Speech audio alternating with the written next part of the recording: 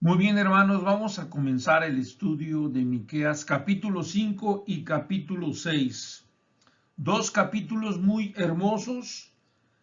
El primero, 5, que nos habla del Señor Jesucristo, de ese libertador que viene desde Belén, a lo que vino a hacer el Señor Jesucristo, a dar su vida por nosotros.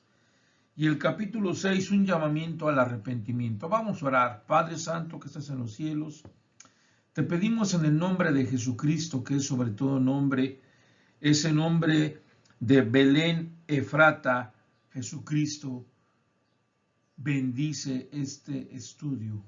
Que mis hermanos que lo escuchan puedan o podamos aplicarlo y podamos llevarlo a cabo día a día. En el nombre de Jesucristo. Amén. Miqueas 5 dice 1. Rodéate ahora de muros, hija de guerreros, nos has sitiado.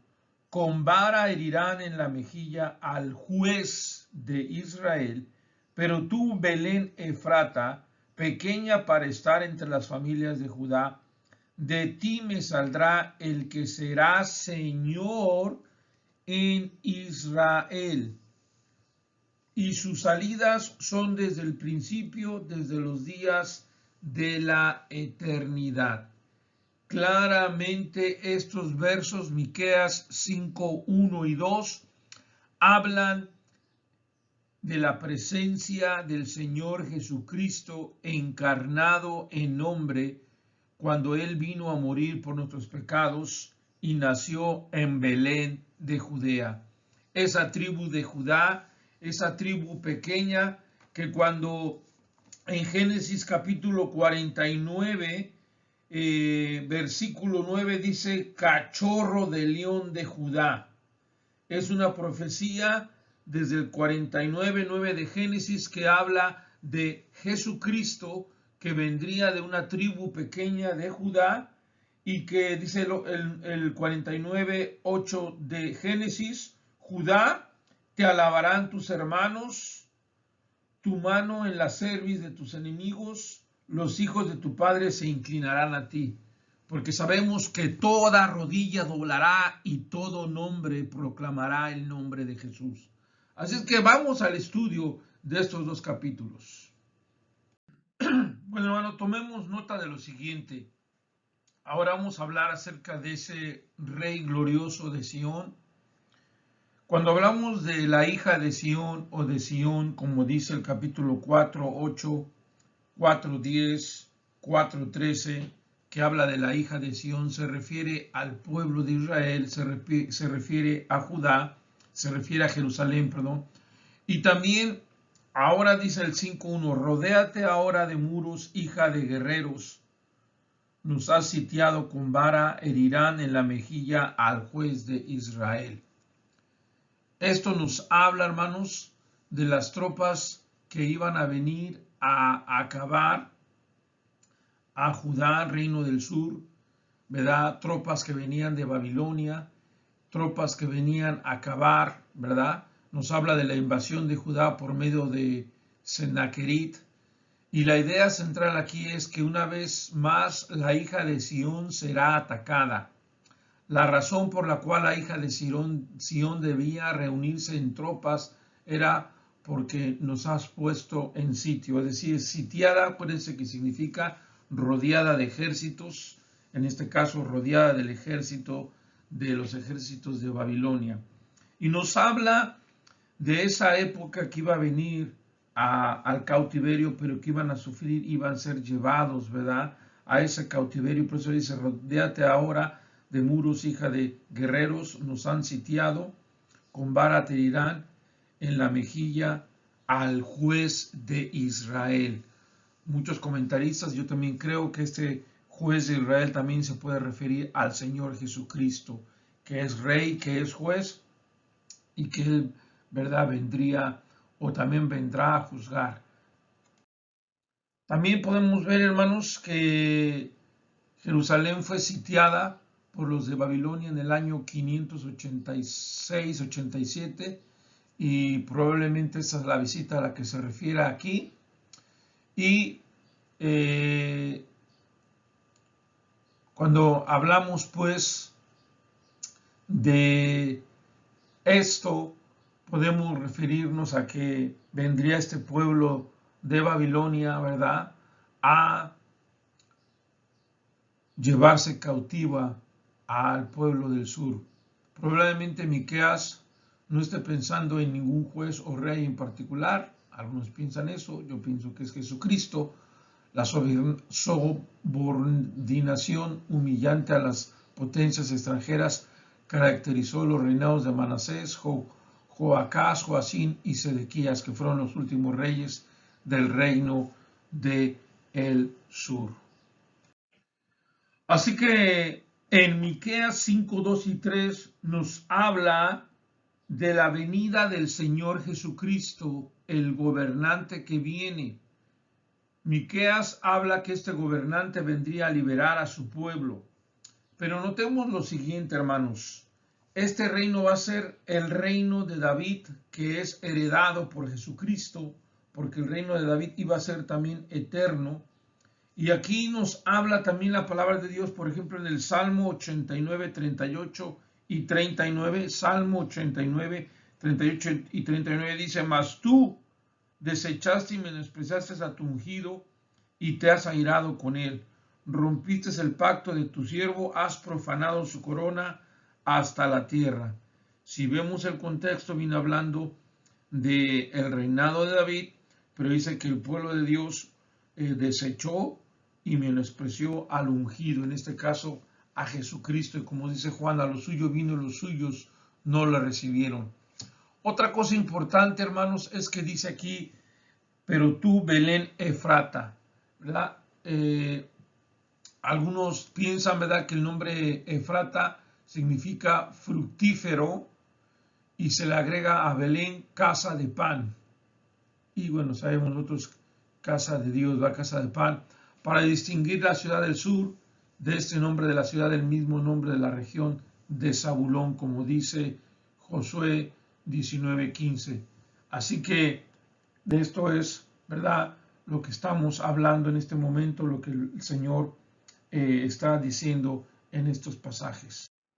Así que podemos decir que el propósito del nacimiento del Señor Jesucristo saldría para gobernar a Israel.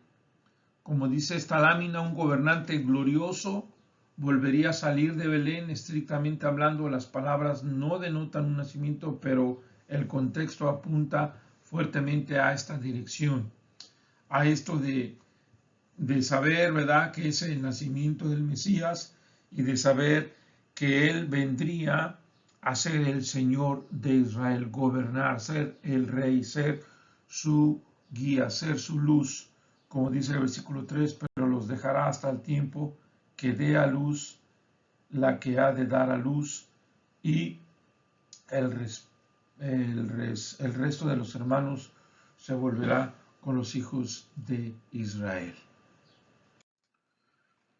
Seguimos hablando pues de Jesucristo en Miqueas 5:2, que vendría a salvar, vendría a dar vida eterna, ¿verdad?, ese gobernante para sus propios propósitos redentores.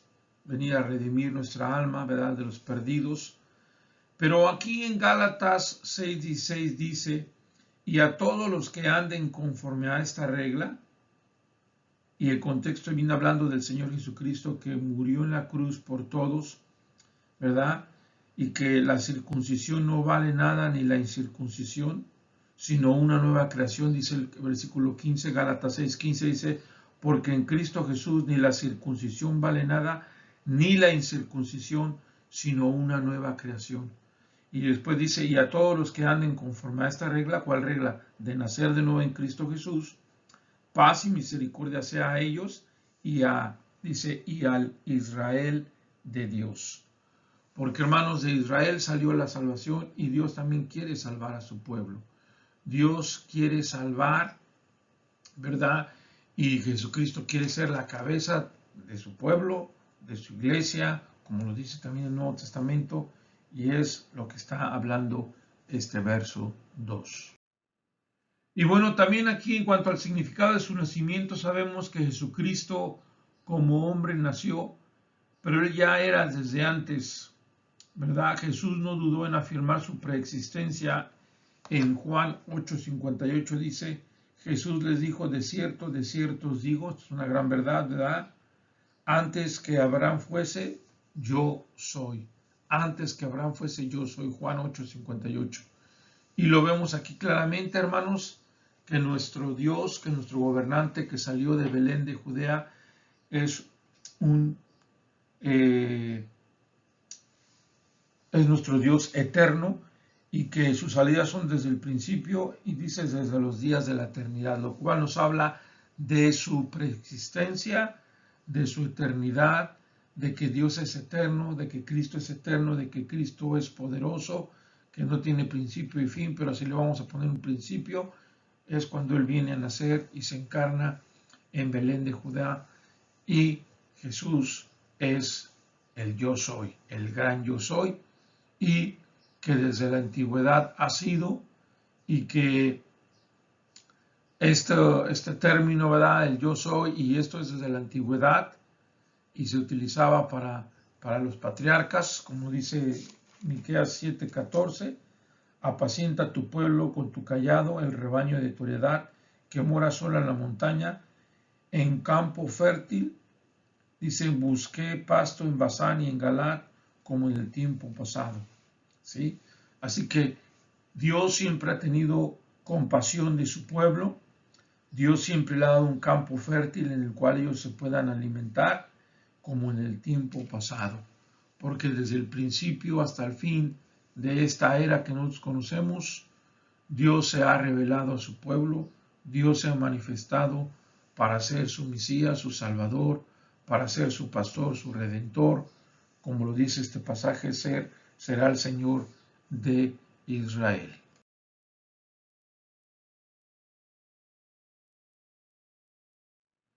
Muy interesante, hermanos, también lo que dice en el capítulo 5, versículo 3, pero los dejará hasta el tiempo que dé a luz. Los dejará es un verbo que se traduce del hebreo natán, que significa rendirse, o ¿verdad?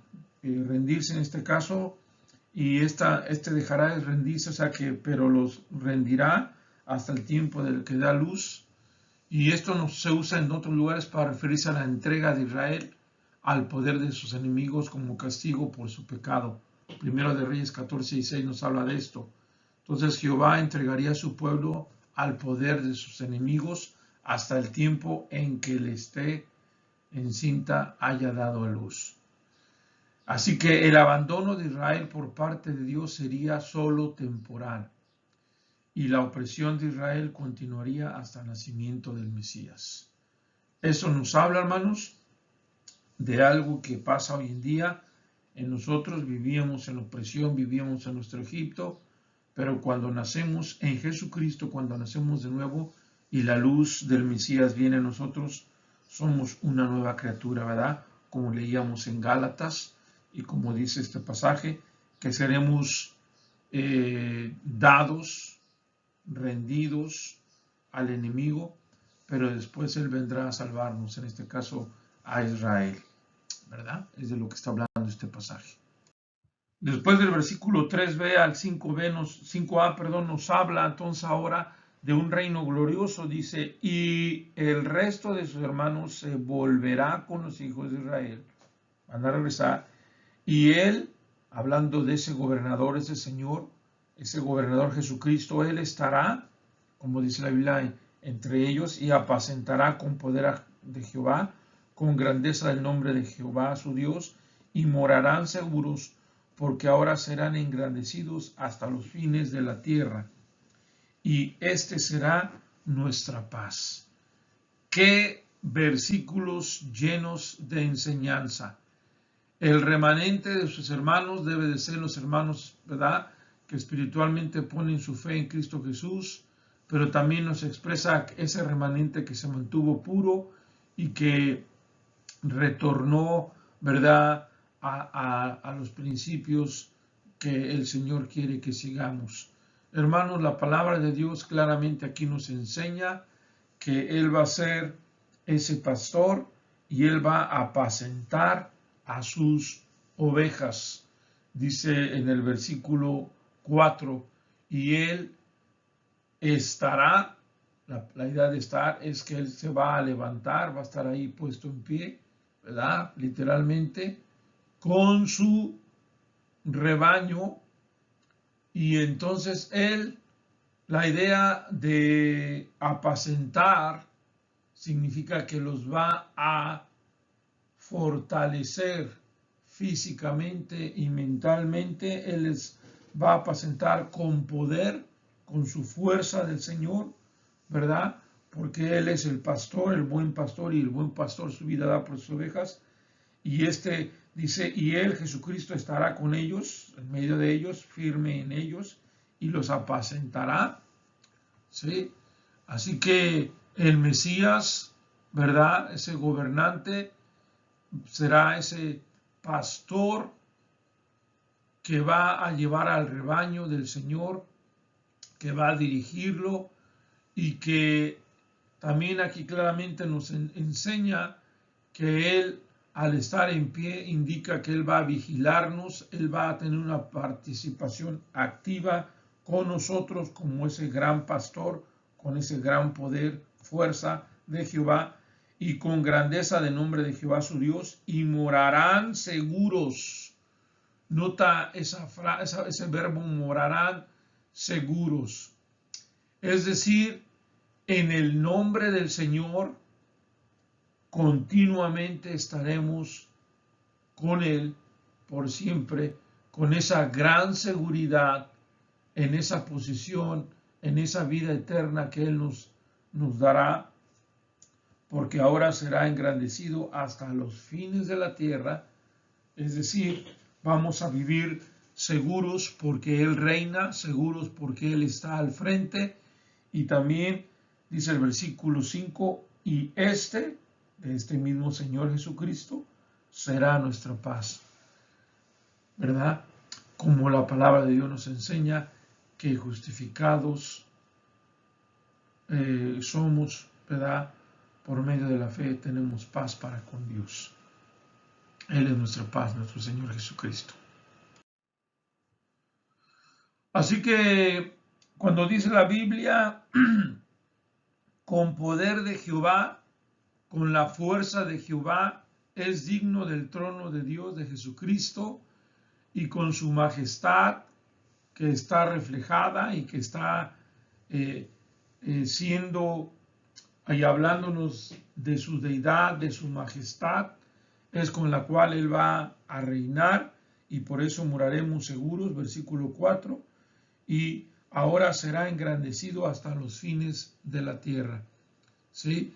El gobierno de nuestro Dios, de nuestro Señor, que nació por medio de una mujer, ¿verdad?, para darnos vida eterna. Ahora ese Hijo está siendo gobernante y estará al frente, y Él será esa esperanza, y es esa esperanza que tenemos hoy en día. Así que el hablar de la fuerza de este gobernante, el poder de Jehová, el poder de Dios, nos proporciona seguridad y estabilidad, en este caso como el pueblo de Israel, ¿verdad? Y podemos sentarnos, como dice aquí, se sentarán, habitarán en seguridad. Esta es la promesa original a David, que fue bajo sus descendientes, ¿verdad? En 2 de Samuel 7:10. Pero así como el reino de David fue seguro y estable durante su reinado, así será, ¿verdad?, el reinado poderoso bajo la mano poderosa del Mesías, el cual el pueblo de Dios gozaremos de perfecta seguridad, ¿verdad? Y por último, este gobierno será un gobierno en el cual estemos ahí ya todos los creyentes juntos alabando y sirviendo al Señor en esa vida eterna que tiene preparado para nosotros. Y bueno, hermano, otra característica de este gobierno dice que será nuestra paz. Será un futuro de un gobernante de que porque hay una liberación, habrá una paz completa. Y por ejemplo, sabemos que el Señor Jesucristo es el príncipe de paz. Dice en Isaías 9, 5 y 6, porque todo calzado que lleva el guerrero en el tumulto de la batalla y todo manto revolcado en sangre serán quemados, pasto de fuego. Porque un niño nos es nacido, hijo nos es dado, el principado sobre su hombro, y se llamará su nombre admirable, consejero, Dios fuerte, Padre eterno, príncipe de paz, príncipe de paz.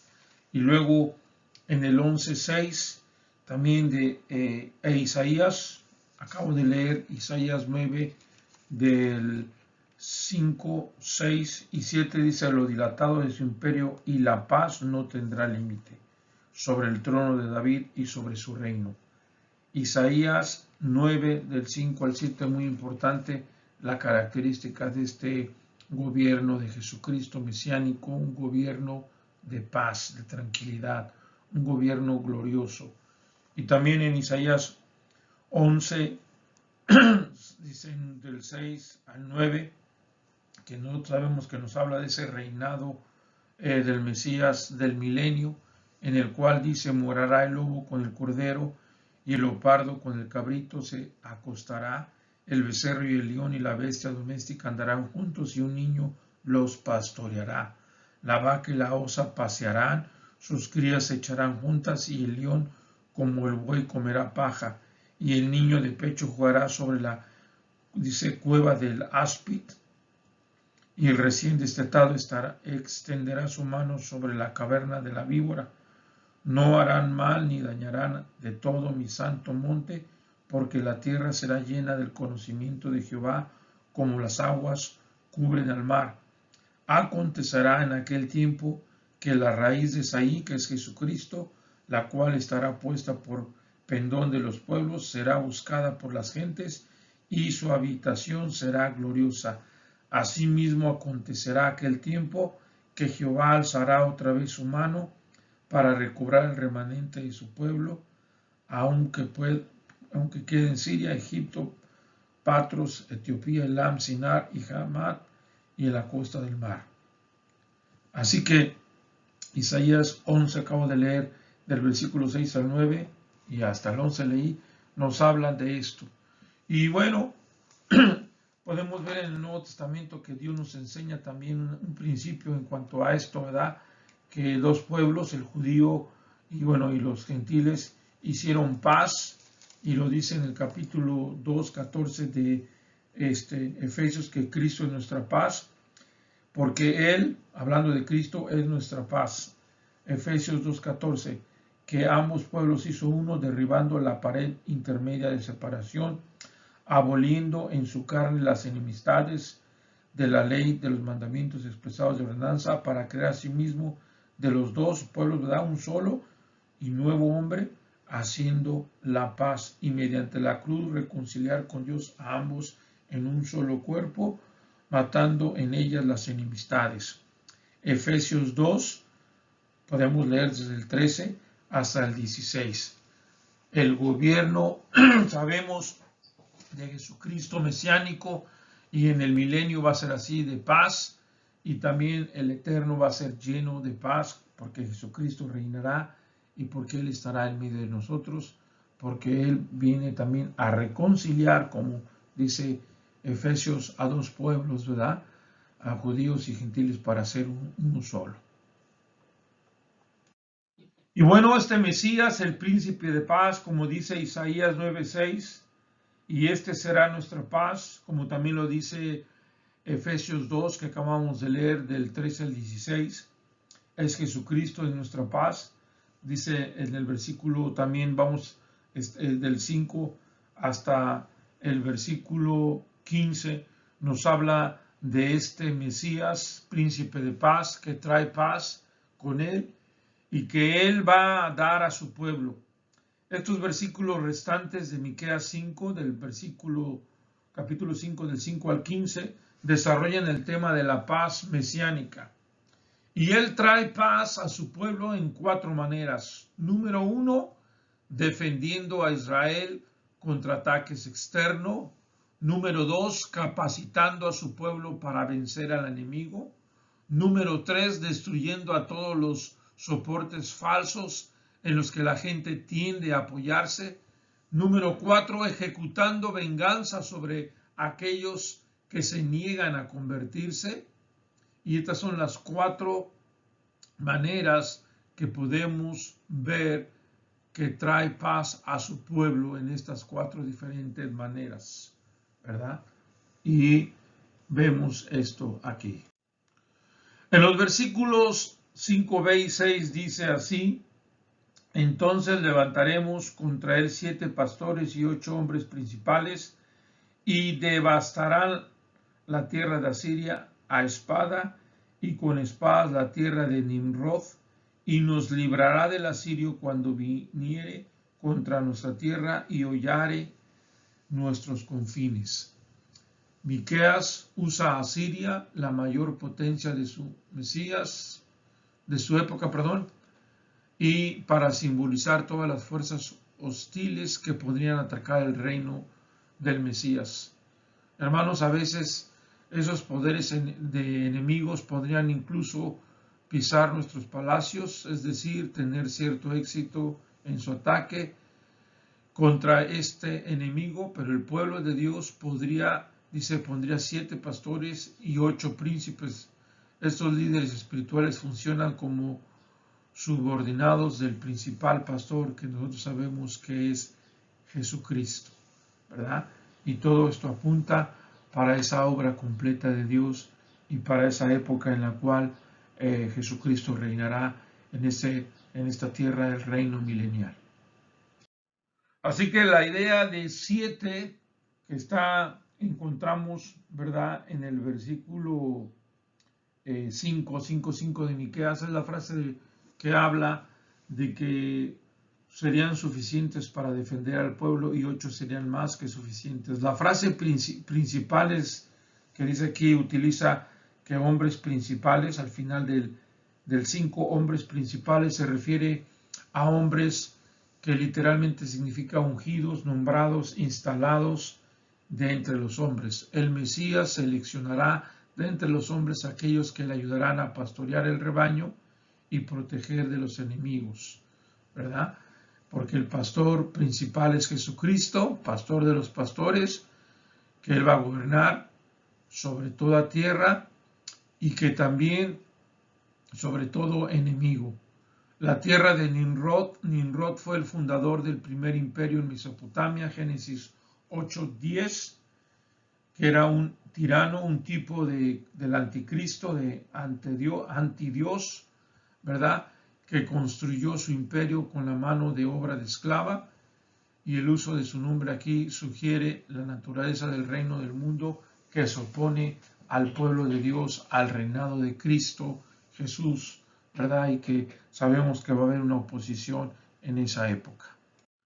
Así que, hermanos, en el capítulo 6 habla de esos reinos como el de Nimrod, que simboliza, ¿verdad?, al anticristo y esas cosas que están en contra de Cristo, en contra de Dios.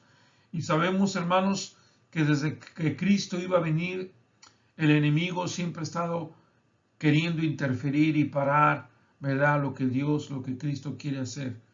Así que este versículo nos habla de que en el futuro también sabíamos cuando Jesús dijo que y las puertas del Hades no prevalecerán contra ella. Ahí va a haber una lucha constante, hay una lucha, hay siempre oposición a la obra misionera, a la iglesia de Cristo, en este caso también al pueblo de Dios, por seguir adelante y por seguir predicando el evangelio hasta los confines de la tierra, ¿verdad? Sabemos que eso sucederá. Muy bien, hermanos, continuamos en el versículo 7 al 9, empoderamiento de Sion, es decir, la tierra de Israel, el remanente de Jacob, el remanente de Israel, que se refiere a una porción que ha sido dedicada, que ha sido apartada y que ha permanecido fiel desde que fue y se convirtió a Jehová Dios de los ejércitos, ¿verdad? Creyó en Dios. Este remanente en aquella época que pensamos, yo también pienso que esta época es cuando el reino del Mesías se mostrará su paz sobre el mundo, sobre Israel, y les va a dar ese poder para vencer al enemigo. El remanente de Jacob, es decir, los salvos, los redimidos, los que abrazan la fe en Jesucristo, dice el remanente de Jacob, será en medio de muchos pueblos como el rocío de Jehová, como las lluvias sobre la hierba. Estas son dos metáforas que nos hablan de este remanente que va a ser para el mundo. Es decir, viéndolo así como dice el 4.1, acontecerá futuro reino milenial, ¿verdad?, del Señor en los postreros tiempos, que en el monte de la casa de Jehová será establecido por cabecera de montes y más alto que los collados, y correrán a él los pueblos. De Sión, de Jerusalén, que será la base, la matriz, saldrá, y sabemos que también de ahí salió el Mesías, y ahí volverá a reinar el Mesías, porque cuando él venga regresará al monte de los olivos, sabemos, ¿verdad? Y dice la palabra de Dios en el 5.7 que entonces ese remanente que va a estar en esa época, que es cuando Israel se activa, cuando Israel predica, pero también cuando Israel, ¿verdad?, hace lo que Dios quiere, aquellos que han venido a Sion para recibir esa instrucción divina y que han sido, ¿verdad?, salvos y creen el mensaje, ahora ellos son utilizados para transmitir la obra de Dios, el mensaje de Dios a las naciones incrédulas. Van a ser de dos maneras. Número uno, van a ser como ese rocío de Jehová, es decir, como ese rocío refrescante de la mañana, como ese rocío refrescante y hermoso y que te despierta y que te anima a un nuevo día. El mensaje de salvación cae como rocío o lluvia al cielo sobre los corazones estériles paganos. Eso es a lo que se refiere. Y también podemos ver esto en el siguiente metáfora, como la lluvia o símil, como la lluvia sobre la hierba. Es decir, el mensaje del remanente redimido del Señor será también como esas lluvias de bendición.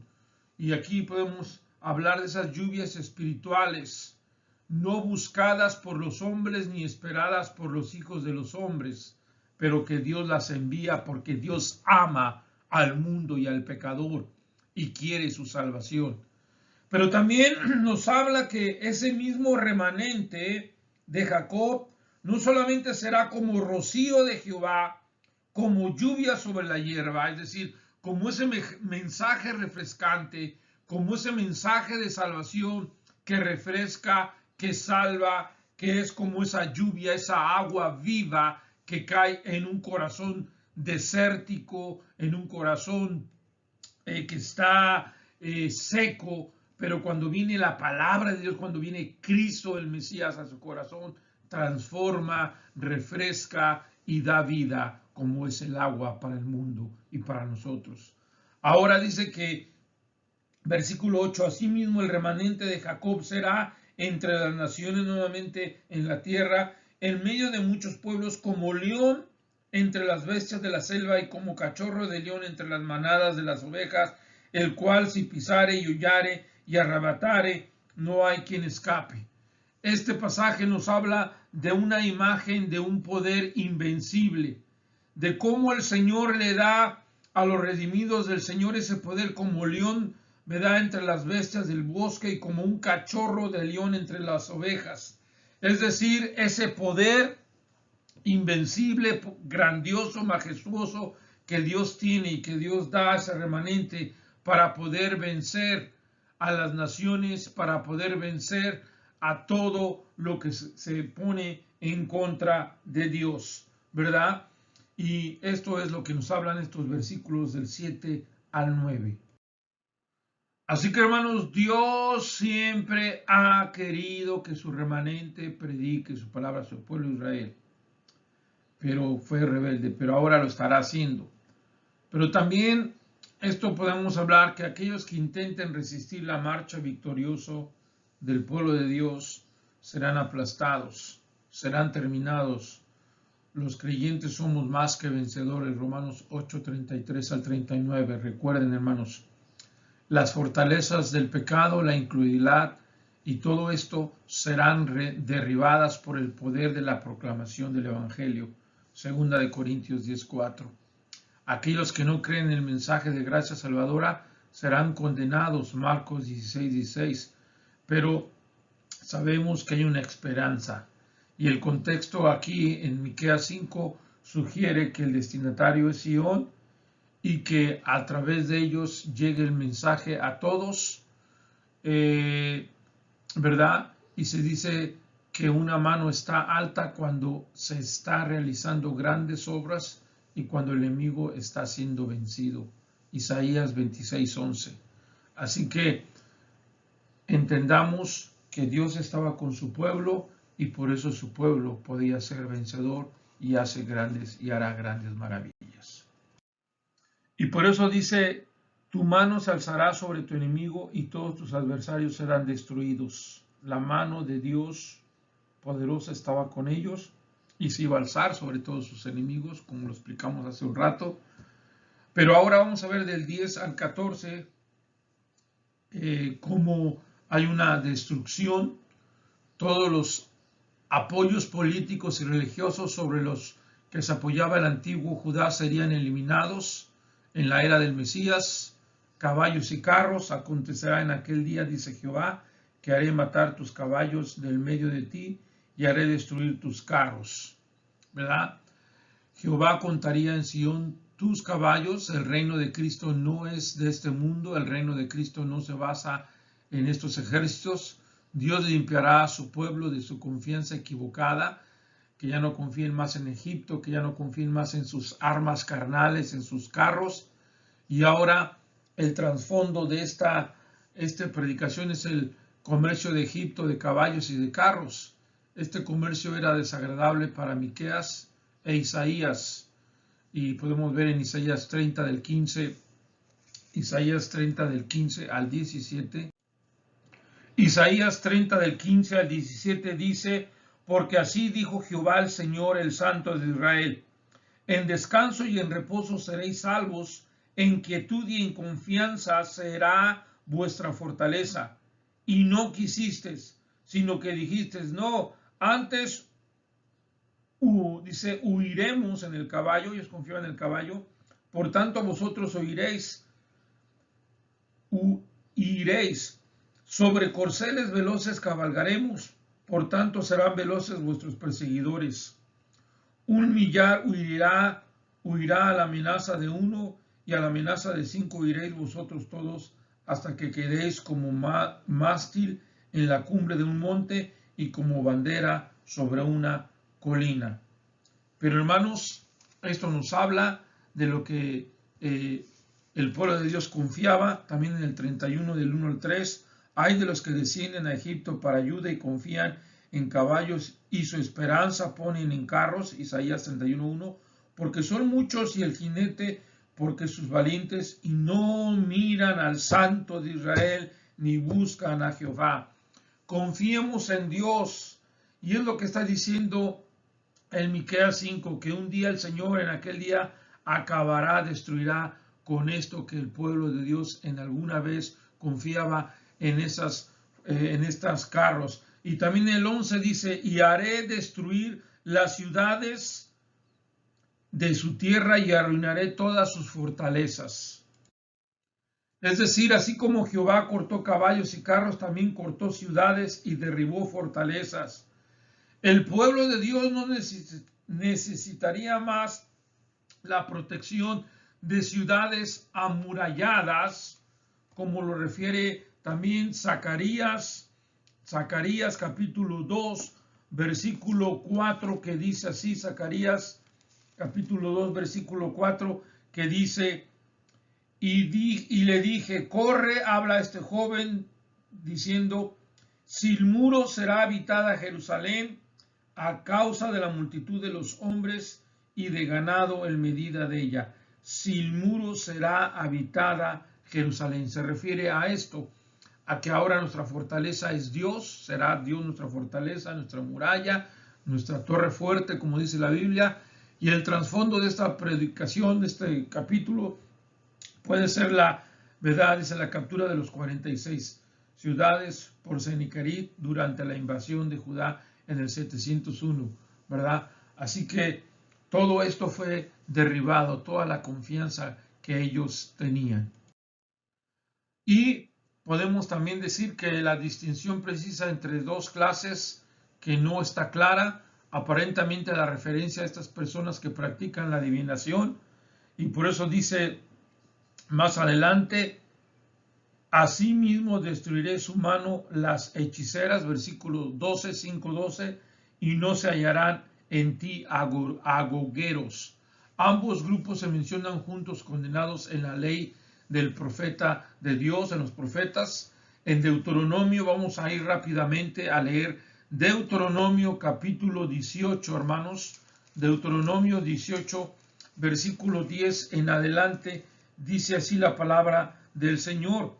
No sea hallado en ti quien haga pagar a su hijo o a su hija por el fuego, ni quien practique adivinación, ni agoguero, ni sortilego, ni hechicero.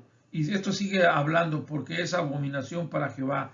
Estoy leyendo Deuteronomio 18, 10, 11 y 12, y todo hasta el final de este capítulo habla acerca de los falsos profetas, de las falsas personas, y aquí también dice Dios que Él iba a acabar con eso en el versículo 12. Después tenemos también versículos 13 y 14, que el Señor iba a acabar con su idolatría, y destruiré tus columnas y tus imágenes en medio de ti, y nunca más te inclinarás a la obra de tus manos. Como dijo Oseas, y nunca más dirás a la obra de tus manos, ¿verdad? Arrancaré tus imágenes de acera del medio de ti y destruiré tus ciudades. Hermanos, se supone que la adoración del Dios de la Biblia es anicónica, es decir, sin imágenes. Anicónica significa sin imágenes. Véase en Éxodo 24, Deuteronomio 7:5 y 25. El uso de estos pilares paganos se condenaba o se condena en todo el Antiguo Testamento. Por ejemplo, Deuteronomio 16:22. Estos objetos se denominan aquí, ¿verdad?, como la obra de sus manos. Y lo que yo te leía hace rato, ¿verdad?, que te lo mencionaba de memoria, en Oseas 14, pero ahora sí lo voy a leer para que veas esta referencia hermosa en cuanto a esto. Dice, no nos librará el asirio, ¿verdad? No montaremos en caballos, lo que estamos diciendo, ni nunca más diremos a la obra de nuestras manos, dioses nuestros. Es decir, iban a dejar la idolatría, iban a dejar de confiar en el hombre, en el sueño americano, en el sueño europeo, como le quieras llamar, y ahora ellos iban a confiar en Jehová de los ejércitos. El punto es que Israel ya no desearía adorar más lo que el hombre, sino estaría leal a Dios, completamente dedicado a Él, ¿verdad? Y dejaría todo esto.